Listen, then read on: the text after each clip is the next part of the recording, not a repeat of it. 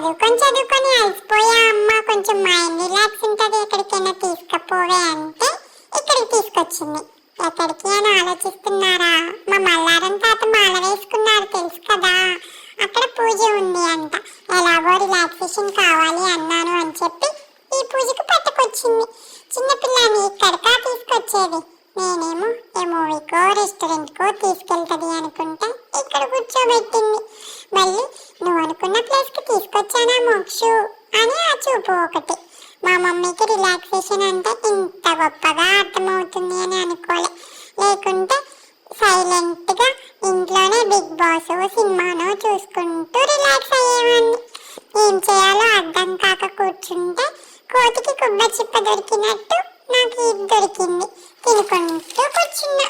ఇంతలో ఈ పాప చూసారా, అక్కడ పరిచయం అయింది ఫ్రెండ్స్, నాతోనే కూర్చుంది. వాళ్ళ అమ్మ వాళ్ళు పిలిచినా వెళ్ళవంట. చూసారా, ఇక్కడ నాకు షేక్ హ్యాండ్ కూడా ఇస్తుంది. షీ లైక్స్ మీ అనుకుంటా, కానీ వాళ్ళ అమ్మ వాళ్ళు తీసుకెళ్ళిపోయారు. ఫైనల్గా మేము పూజ కంప్లీట్ చేసుకొని ఇంటికి వచ్చేసాం.